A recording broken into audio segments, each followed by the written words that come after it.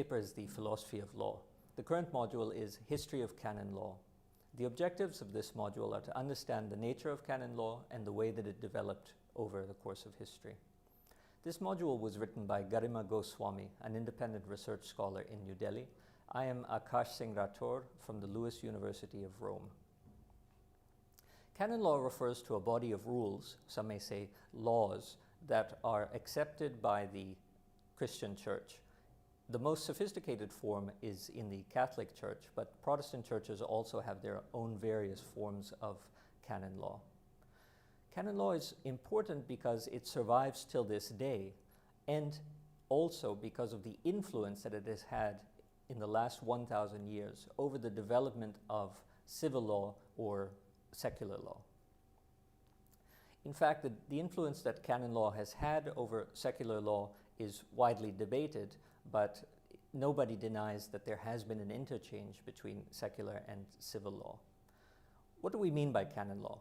Canon law refers to specifically theological legislation. So laws that are generated in conformity to the theology of religious scripture. In this sense, you can understand Christian canon law as being analogous to the Shariat in Islamic law or in Jewish law. In this module, we're going to discuss some of the main books that have been promulgated that constitute what we refer to as the body or corpus of canon law. These books have been written from mostly the 12th century up to the 20th century and have evolved slowly over that millennium. After we discuss these individual books, we'll discuss some of the debates that are undertaken on the relationship between canon law and secular law. Is canon law really law, or is it just theology? Has secular law really been influenced by canon law, or is it the other way around, that secular law has influenced canon law? And in the conclusion, we will discuss one important aspect of this debate, which is the position of the German philosopher of law, Carl Schmitt, who suggests that, in fact, the nature of secular law is nothing but a secularized canon law. For all of these reasons, it's important in the philosophy of law to understand something about the history of canon law so you can decide for yourselves whether you think that canon law has been a dominating influence on secular law, including the laws that we promulgate in India, or whether you believe, as many others do, that it's just a domain of theology that has had some mild interaction with secular law but hasn't influenced it too much. So that's the introductory part. So the word canon in canon law has its etymology in many languages. In Greek, the word is chanun. In Arabic, there's also a word chanun, as well as chane in Hebrew. Interestingly, many of the languages that are etymologically unrelated, non-Indo-European languages, also have the origin of this term, canon, kanun, chanan, chane, which in some way refers to the straightness, rightness, or correctness of something. Basically, the idea of the canon is the attempt to harmonize internal thoughts, or what was referred to as conscience, with external authority. So this kind of lining up of the internal with the external. What is the need for something like canon law? The need arises in all religions because religions originate in a particular locale, a particular place, and the doctrines that come out from that particular place may not be perfectly suitable to all of the other climates or geographical conditions or social conditions where that religion spread. So in the case of Christianity, from the Gospels or teaching of Jesus to the doctrines of the apostles, as this spread north, south, east, and west, many disagreements arose as to what exactly was meant when a particular rule demanded, for example, to not eat a particular kind of food. Let's say there was absolutely no appearance of that food in that region. It makes the law seem null or nonsense. Or let's say that the staple food in that region where the religion, in this case Christianity, is spreading, where the staple food is prohibited, this gives rise to a lot of disagreements about exactly what is meant. And thus disagreements arose with the geographical spreading of the religion. Canon law has been defined in various ways throughout its history. The most current definition is one that attempts to take into account the various kinds of concerns that canon law is not really law as we understand it in state law. What canon law is defined as then is the way through which the Church regulates both internally and externally the activities of its congregation. So internally refers, of course, to the theology of church doctrine, and externally refers to the laws or the canon laws that are being espoused or implemented. In order to be a member of a church completely, you follow both internal and external declarations of that church. And that means that you abide by both the theology and the canon law of the Catholic Church. Different documents in history illustrate the development of canon law. We're going to look briefly at a few important collections over the past 1,000 years. And then we'll turn to the way that this vast history of canon law, this history of 1,000 years, has finally been systematized in the 20th century. We begin with Justinian's text. Most of early canon law, which developed simultaneously with ancient Roman law, was integrated into the legal system of Byzantium. So remember that in the ancient world, Christianity developed along with the Roman Empire, and that Roman Empire itself shifted over time from the west, where we have it now in the Vatican in Rome, to the east, to an area that's referred to as Constantinople. Now we know it as Istanbul. So Byzantium, or the Eastern Christian Empire, was the place where most of early canon law developed, in line with secular or Roman civil law. So as I've said, most of early canon law developed simultaneously with ancient Roman law, and it was integrated into the legal system of Byzantium. It was compiled by the order of the Byzantine emperor, whose name was Justinian, in the 6th century. So it was compiled by the Emperor Justinian, emperor of the 6th century Byzantium. And in this 6th century compilation, we already have at least 3, if not more, centuries of the aggregation of the way that Roman law interacted with church doctrine. So Justinian's text, which was finally put together by the end of the 6th century, proved quite influential throughout all of the Christian, what would become known as the Holy Roman Empire, or the Christianization of Europe under the authority of both local princes and the Vatican Church. After the early Middle Ages, so starting from around the 11th century, 12th century onwards, it was required for clerics or members of the priestly community in Europe not only to study theology but also to study law. In the process of this acquisition of legal learning by the Catholic community throughout all of Europe, the doctrines of canon law became deeply integrated into the knowledge of the intelligentsia of the European Christian community. The next collection of documents that we want to point to as being very important occur in around the 11th century with what is referred to as the Gregorian Reform movement. Now, the Gregorian Reform movement is a movement of a particular community of Catholics referred to as the Gregorians, who were in the process of determining the way that the papacy should be considered supreme. In other words, the authority of the Pope should be considered supreme in relation to the secular authorities that existed throughout the European states. The Dictatus Papae is Latin for the dictates of the Pope. There's a debate between scholars of whether it was actually written by Pope Gregory or whether this Dictatus, or this dictate of the Pope, was later inserted into the canon. What the point of this Dictatus, or this dictate, is to establish the supremacy of the Pope. And as you establish the supremacy of the Pope over his rivals in the secular community, you're also thereby establishing the infallibility of canon law. So canon law in this respect, through the Dictatus Papae, has an authority higher than the secular law that would be practiced by the princes or the noblemen who ruled various parts of Europe.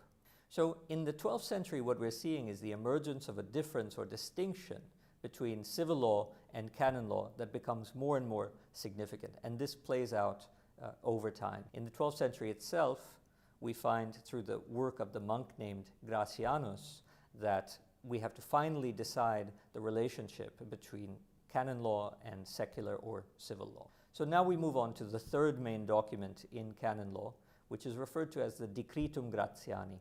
Decretum means decree, and Gratiani means written by Gratianus, the 12th century monk. The Decretum Gratiani was partly written by the monk Gratianus, and it was partly a collection of older material, including the Dictatus Papae and Justinian's text. The Decretum was later taken up as the first of 6 volumes representing the whole body of Catholic canon law, which developed from this period in the 12th century all the way up to 1918. The Decretum turns out to be the first volume of what over the next 700 years will be 6 total volumes making up the Catholic canon law. The Decretum was written to harmonize aspects of both civil and canon law. So through the Gregorian reform that we had experienced in the previous century, there were arguments over whether the Pope was supreme or whether the princes in the particular secular areas were supreme. What the Decretum does is that it finally harmonizes civil and canon law, so we know what the proper relationship between them should be. This is referred to as the harmony of civil and canon law. And the Decretum states it like this, that civil law is to be followed in all matters not specifically defined within the canon law. So what this means is that wherever there is no canon law, wherever there is an argument over the meaning of canon law or whether it should be applied, the civil law, rather than any kind of local custom, should be the thing that intercedes. And what this serves to do is, in the process of deciding what the canon law should be, it serves to strengthen civil law throughout the European secular lands. Now we move on to the Liber Extra and the Liber Sextus. We're still in the 12th century, moving to the 13th century. What happens is that between 1188 and 1226, various popes had issued 5 papal decrees. So papal decrees are decrees or texts written by the Pope that are authoritative throughout Christendom. These 5 papal decrees were collected by Pope Gregory IX into a book that was referred to as the Liber Extra. Now, Liber Extra means the book with extra. Why is it extra? It's extra because it contains various bodies of canon law, or canons as they're referred to, that are well beyond the Decretum that was created by Gratianus. So the Liber Extra, what we get is the Decretum of Gratianus that was built upon the works of the Byzantine Empire's Justinian manuscript and later papal decrees, mixed with the 5 decrees issued throughout the 12th century. What this Liber Extra does then is to create 5 books of canon law that will prove to be crucial for the next 6 centuries of European legislation. In 1298, a 6th book was added, and this is referred to as the Liber Sextus. That just means 6th book. This was added to the Liber Extra. In this Liber Sextus, we get one of the first articulations of a very important principle of natural law, which is included in many contemporary debates, and it runs like this: what touches all should be approved by all. What touches all should be approved by all. So what this suggests is that the very earliest formulations of natural law that are common in procedural law today begin to appear or emerge through the 11th, 12th, and 13th century construction of the 6 books of canon law. Now, after discussing the emergence of the 6 books of canon law, we are going to talk about the philosopher Thomas Aquinas. Thomas Aquinas is one of the most well-known and famous philosophers and theologians in the Christian world, and he was influenced not only by the philosophy of Aristotle, which was coming out through Latin translations from Spain, but also through the papal decrees and the theology that was emerging through the papal decrees. In the philosophy and theology of Thomas Aquinas, he wrote a very important section of the Summa Theologica, his major work, which was referred to as the Treatise on Law. In this treatise, Aquinas argues that law can be divided into basically 4 forms. One is the eternal law, one is the divine law, one is the human law, and one is the natural law. Now, this distinction of law into 4 forms rather introduces a more complex system than the one between canon law and civil law.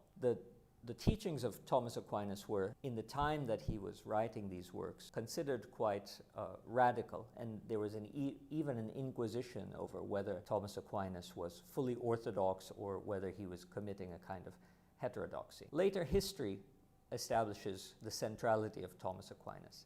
In the 19th century, Pope Leo XIII released the encyclical letter called Aeterni Patris. Aeterni Patris is Latin for the Eternal Father. And in the Aeterni Patris, the Pope suggests that from that moment on, wherever philosophy or theology is taught in the Catholic world, and remember by the 19th century, the Catholic world covers most of the globe. Wherever philosophy and theology is taught, the teachings of Thomas Aquinas will be regarded as the dogma. In other words, will be regarded as the ultimate teaching, and everyone, every priest, every philosopher, and every theologian must conform his teaching to that of Thomas Aquinas. Most of Aquinas' work attempted to establish the truth of the Christian faith by taking recourse to reason. So, for instance, in his work, the Summa Contra Gentiles means the work against the non-Christian. Aquinas addressed his argument to the non-Christian reader. Now, obviously, a non-Christian reader won't believe in the doctrines of the Catholic Church, so he has to persuade them not by theology, but by rationality. And I'll quote from the Summa Contra Gentiles. "My purpose is to declare the truth which the Catholic faith professes. But here I must have recourse to natural reason, since the Gentiles do not accept the authority of the Scripture. Natural reason, however, is deficient in the things of God. It can prove some parts of the faith, but not others. Whatever is demonstrable is, so far as it goes, in accordance with the Christian faith, and nothing in revelation is contrary to reason." In the process of discussing the treatise on law in the Summa Theologica, Aquinas' main work on law, Aquinas defines law as follows: "Nothing other than an ordinance of reason for the common good, made by him who has the care of the community and promulgated." So let me repeat this definition of law because it's very important in relation to the definition that we had heard in the previous module, Module 2, that of John Austin, which is that the law is the command of the sovereign issued and backed by a sanction. Instead of this positive conception of law that we see in Austin, Aquinas defines it as nothing other than an ordinance of reason for the common good. So you can see a distinction here between the positive conception of law as a command backed by a sanction issued by a sovereign, in contrast to this theologically inspired notion of law, which is that law is an ordinance of reason for the common good.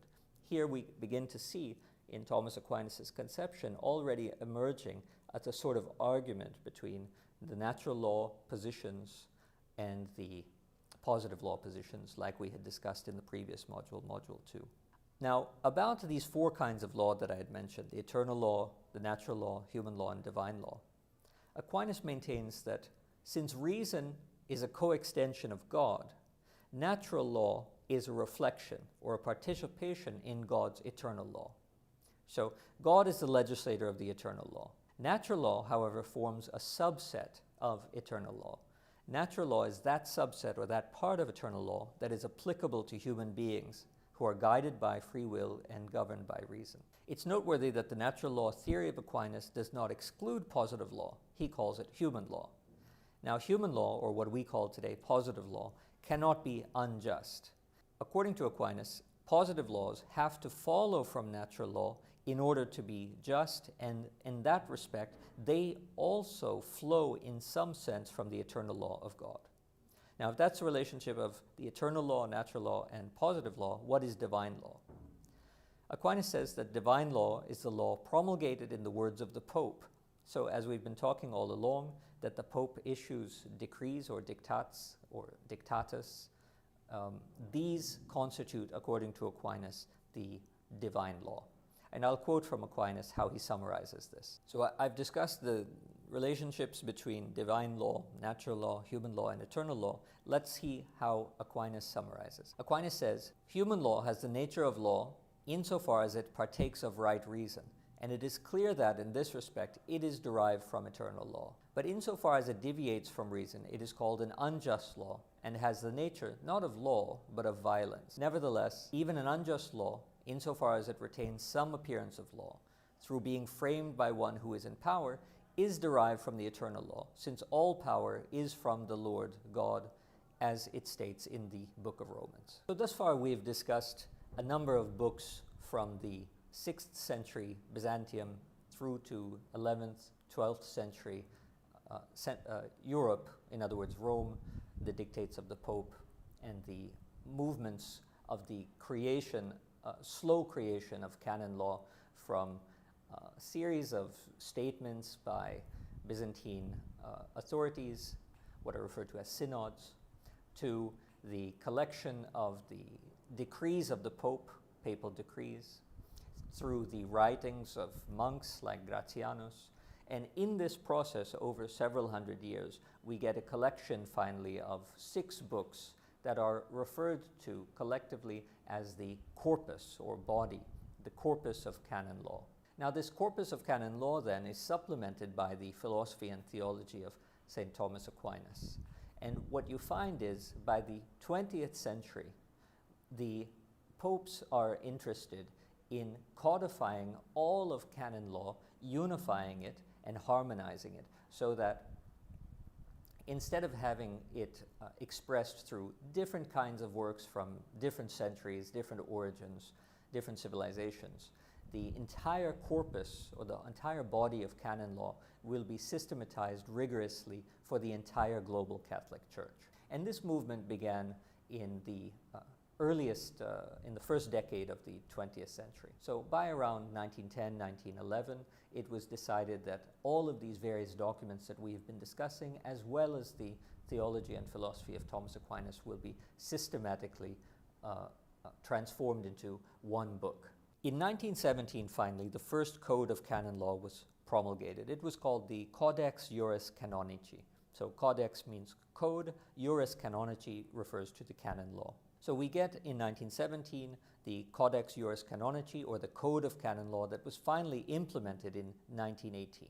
What this codex or code did was it strengthened the Catholic Church externally and internally. For example, in dealing with concordats, now concordats are treaties between the church and the state. It defined the proper relationship between church and state. So each power, whether it was the state authority or the church authority, knew exactly what could be expected from the Catholic Church in these treaties. Now, while this Codex of 1918 was extremely important for serving to strengthen the church and its doctrines, it had one fatal flaw. And the fatal flaw was that it was designed primarily for an audience of scholars and priests, rather than for the millions and millions of laymen who were under the authority of the church. So it seems strange in this respect to have the entire body of Catholic canon law, which regulates the activities of hundreds of millions of people around the world, to be written in a form that is somewhat inaccessible to anyone unless you are an educated priest or a specialist or a theologian or a lawyer. So this codex that was implemented in 1918 eventually was seen as outdated, and during the process of Vatican II reforms, for example in the late 50s and early 60s, Pope John XXIII expressed his wish to revise the Codex of Canon Law. This process began in 1963, and it took 2 decades. By the mid-1980s, the second and what is known as the current Codex was created, and this is much simpler than the 1918 Codex. The second, or the current Codex, again code, contains merely 1,752 canons, or rules or laws. It also contains several rules and regulations that were of utmost importance to laymen, not just to jurists, lawyers, and theologians. In 1990, Pope John Paul II publicized a distinct document for the Eastern churches, which in Latin is called the Codex Canonum Ecclesiarum Orientalium. In other words, the Code of Canon Law for the Oriental or the Eastern churches. So this includes India's Catholic Church as well. What this is meant to do is to harmonize the Code of Catholic Law that is originating out of Rome, to harmonize that with the canon law followed by all of the Eastern churches around the world. The churches in Africa, the churches in Asia, and so on. This united canon law has been updated and developed with major revisions in 2010. So the very most current idea is that today the global Catholic Church stands united under one all-encompassing canon law. Now that we've discussed the history and the emergence and the development of canon law all the way up to the 20th century, and in fact 2010, where canon law gets fully integrated all over the world in a global church, the question obviously arises, what is the importance of this for us? We as philosophers of law, why do we need to look at a particular religious law and the way that it developed over time? Well, this is widely debated. The argument is that canon law has influenced and interacted with the development of secular law throughout the last millennium. So a secular country with laws that were modeled on either British common law or various aspects of European jurisprudence like the Indian Constitution, nevertheless, according to this argument, have a great many traces or influences of that evolution of canon law that we have referred to. The most clear example for us is the introduction of principles of natural justice that are so common to Indian legal practices. In other words, in an Indian courtroom, you must always present the litigants. This is referred to as habeas corpus, having the body, showing the person under charge. This very crucial and important practice in Indian legislation itself derives from an early Catholic code, an early Catholic canon, which demands habeas corpus in any act of litigation. In other words, if I should challenge or accuse somebody, the person whom I challenge or accuse should be present for that accusation so that ultimately he or she has the possibility of defending himself. So what we take as a crucial aspect of the contemporary practice and the nature of law in India, ironically turns out to date in some very crucial respects to between the 6th and 12th century development of the understanding of law in the Catholic Church. For this reason, we think it's rather important to discuss the nature and history of canon law so that we can see what and where it has influenced contemporary secular law. But the debate surrounds how much influence there really is. On the one hand, some scholars argue that canon law influenced very mildly, very weakly or dimly the emergence of secular law, which has its own important history that we should understand free of the church. On the other hand, certain scholars argue that Catholic law and canon law are crucial to almost every conception that we entertain within civil law. For example, the idea of freedom that is, or liberty that is so important to contemporary secular law actually derives from the concept of the salvation of the soul from earlier theological doctrine. So there are two sides to this debate, that canon law has a great deal of influence or that canon law has a very narrow field of influence. We're going to discuss first a compromise position on how we can understand this, and then move on to the position of Carl Schmitt, who represents in some respects the most important interpreter of the relationship of canon and state law. The compromise position in the debate on canon law brings religion and law together. It does so through the discipline of what's called practical theology, and I'll quote what the meaning of this is. Theology without law leaves the ecclesiastical community bereft of an ordered life. Law without theological meaning surrenders its moral persuasiveness and deteriorates into rigid legalism. So what the argument in this compromise position is that whatever the historical relationship of canon and secular law, it's clear that both need one another. The contemporary formulation of this, as we had seen in Module 2, is in the argument against positive law, that positive law cannot be completely self-referential but must refer to something outside of it if it's to make any moral sense whatsoever, and that is, of course, what is referred to as natural law, or in this case, as we've been arguing, the origins of natural law can be found in the development of canon. Now, before we move on to our conclusion, we have to discuss a unique position running alongside this debate of the significance of canon law to secular law. And it was introduced by the most famous German jurist of the 20th century, Carl Schmitt, in his very famous and important book, Political Theology. Now, Schmitt presents an extreme view which makes canon law significant in the political theory of contemporary nation-states. According to Schmitt, the canon law of Roman Catholicism forms not just various aspects of the legal order, but it forms the very concept of the modern nation-state. And parallels can be drawn between the structure of the canon law and the implementation of the structure of law in the modern nation-state as such. So, for example, the Pope in the Catholic Church or in canon law is akin to the sovereign, you can think of the president or the prime minister, in civil law. And the canon laws are secularized into civil legislation. In another example, just as God has the power of performing miracles in the church, the sovereign, like our prime minister, enjoys the exceptional powers to override the constitution and, for example, declare a state of emergency. So, according to Schmitt, every theory of the modern nation-state is in fact a secularized version of theological principles. So, Carl Schmitt argues that it's not a case where we're debating whether canon law had an influence on secular law or secular law had an influence on canon law.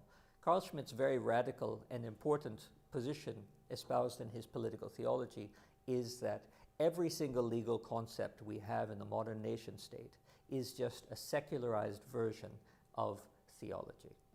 So let's summarize. Although canon law originated in a particular attempt to harmonize apostolic, or the practice of the apostles of Jesus Christ, apostolic doctrines or demands, to harmonize those apostolic demands with the geographical dispersion of Christian religion, it served over the course of the last 2 centuries to spread into a full relationship, a fully blossoming relationship as a kind of legal order for all of the Catholic Church. So it begins very small in a particular place. How do you harmonize something that Jesus said in this place and time with certain practices that are going on elsewhere in the world? This is the small origin of canon law. And by 2010, it comes to be a comprehensive body of law that covers the entire global Catholic Church, both Eastern and Western.